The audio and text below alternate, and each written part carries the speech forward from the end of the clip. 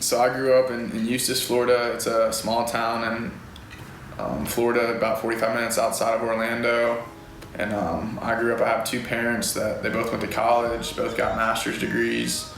And so, I grew up in a nice home, a nice place. And my dad, he was a baseball coach, college baseball coach for 30 plus years. He was an associate scout with the Braves, with the Royals. And so he was a really good coach. He's well known around the country, and he taught us how to play baseball at a young age. I have two older brothers. One of them played with the Tampa Bay Rays, and one of them played with the Chicago Cubs. So as a young kid, I was, going to fields, just always at the baseball field. Pretty much, lived a kid's dream. I got to grow up and made professional baseball clubhouses, and just really got to do a lot of cool things as a child. And so, I remember when I was a little kid, you're supposed to write down your goals, and I just wrote on a piece of paper, playing the big leagues, and taped it to a mirror in my bathroom, and it's there to this day. And so that was just kind of like my idol as a child. Really all throughout high school and into college, I just wanted to play in the big leagues, and that's the only thing I cared about. And so we grew up in the Catholic Church, and we went to church every Sunday. I thought I was a Christian. I remember, praying a prayer as a kid at like a vacation Bible school. My sophomore year in high school, the summer before my sophomore year, I was catching bullpens for a pitcher who was playing with the Milwaukee Brewers, and he was doing pitching lessons with my dad. And I had worked baseball camp in the morning, and he was coming to pit to throw that afternoon, and I told him, like, man, I'm really tired. I'm just struggling today. And he was like, well, here, you want this pill? It's called Adderall. And I'd never even heard of it. And I was like, yeah, whatever. And I took it, and it really just changed and gave me a lot of energy. I thought I could see the ball slower. We went and worked out after, and I lifted harder than I've ever lifted. And the next day I came back to the field, and I said, can I buy some? And he was like, yeah. And so I bought 60 pills. And just throughout that next school year, I was taking those, and I was really just taking them for games. And I thought that made me a better baseball player. And then I don't know the day, but I just remember one day like waking up and being like, man, when did I start taking these like every day? And so I was taking these pills just to get out of bed in the morning. And about this summer before my junior year, I was in Atlanta playing baseball, and I remember taking multiple pills for a game. We had played a game in the morning, I was playing a game in the afternoon. So I was still tired, and I took some more pills, and it like gave me a ton of energy. And that started to be kind of just like a process of taking more and more and more so that I could feel the same way as the first time I ever took Adderall. And so I don't have a prescription at this time in my life, and I'm buying them from people. I got a lot of friends I know, a lot of baseball players.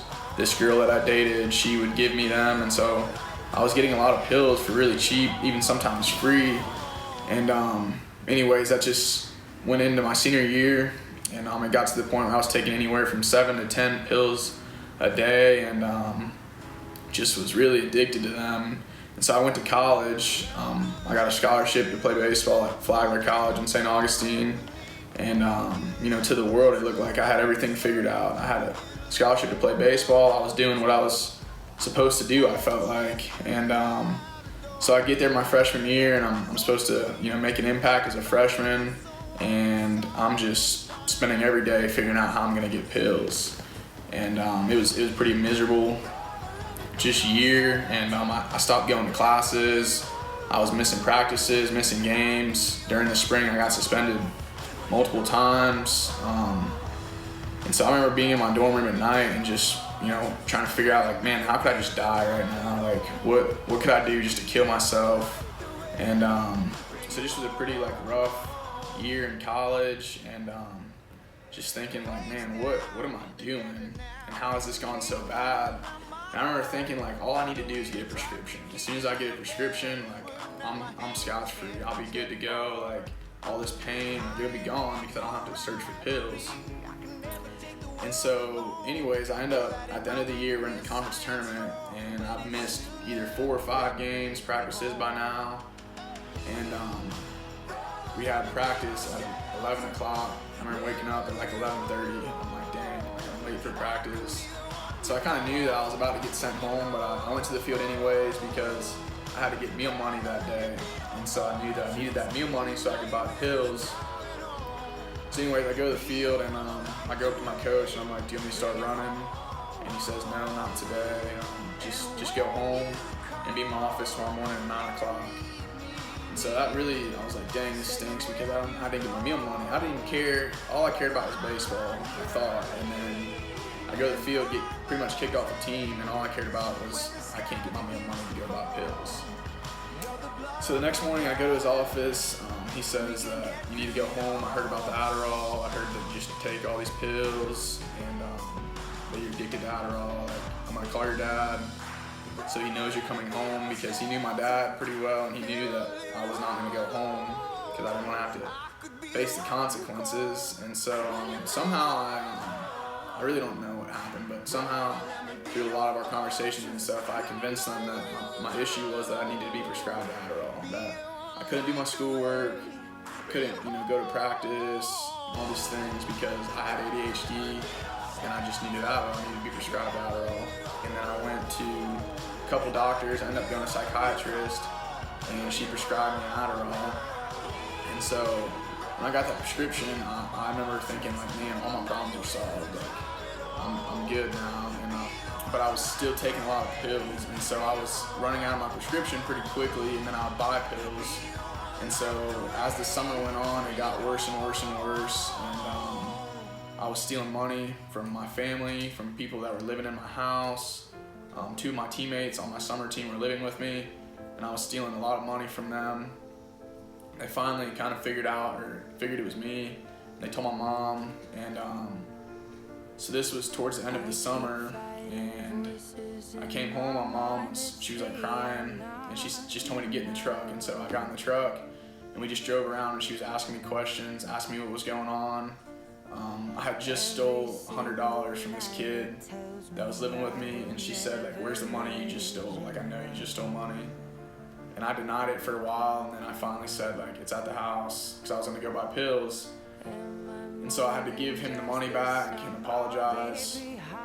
And then she called my dad, and my dad came home, and he asked me where my pill bottle was. And so 3 days before this, I had just gotten my prescription, and so I went out to the car, and I had taken all my pills already.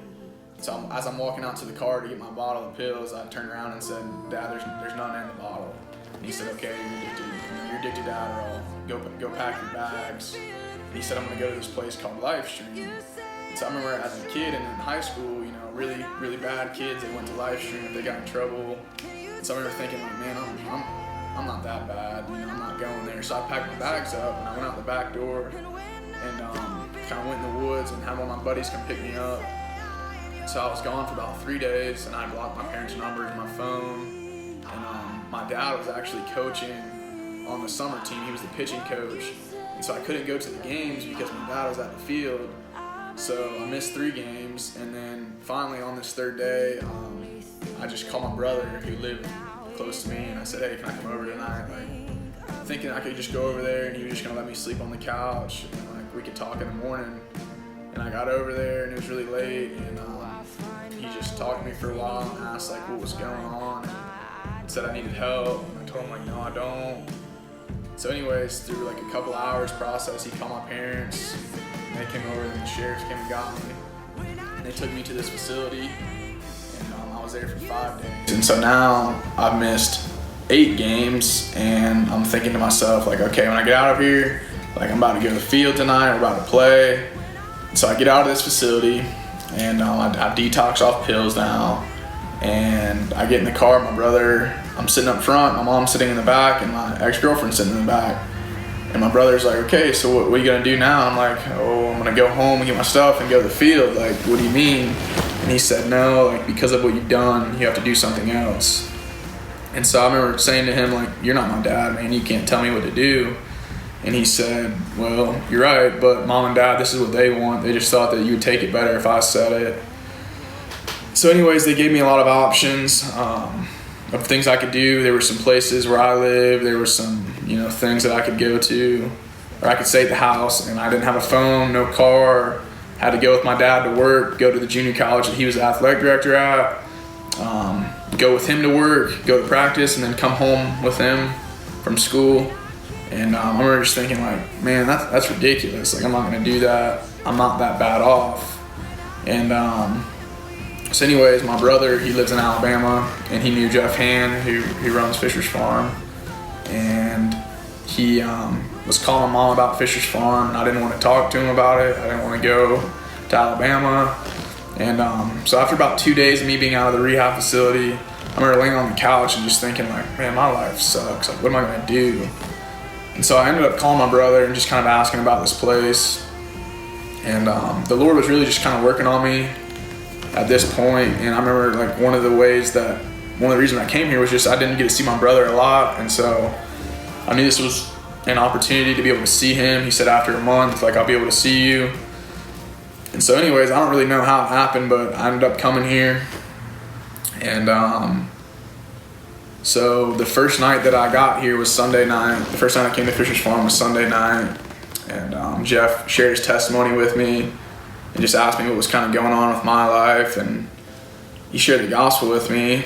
And he asked, if I was a Christian. Obviously I said yes. And I really thought I was. I thought that if I died, I would go to heaven. And so I thought that I was a pretty good person. I just took too many pills. I didn't even want to consider myself a drug addict. And, Jeff said to me that if you live in such a way, if your life is characterized by these things, the Bible's pretty clear that you will not inherit the kingdom of heaven. So there's a good chance that you may really not know Christ. And I remember him saying that, and I didn't get mad. I didn't anything. I just kind of was like struck. And the Lord was just really working on me. And so throughout the next week or two, I just really was shown my sin. And so we do a lot of Bible studies here and devotionals and study the Bible ourselves. And just really the Lord was showing me that I wasn't a good person with the drug issue, that I was wicked, that I was sinful, and that my whole life had been rebellion against Him, and that I wanted the things that He hated, and I desired the things that He hated, and I lived in them. And so I just remember just feeling the weight of my sin and going in the bathroom. I got on my knees and just cried out to God to save me, to change my heart, to give me a new heart, to cause me to love Him.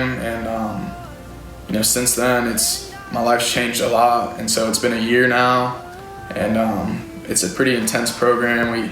We do a lot of things, and I'm so thankful for it because I've really grown in Christ a lot. We hear the gospel daily, and we just get to learn the Bible. And through all that, now I'm getting ready to leave. And so I'm going to go to Boyce College, which is Southern Seminary's undergraduate. And I'm going to do it online. And I'm going to live in Montgomery. And Lord willing, after that, I would like to go to seminary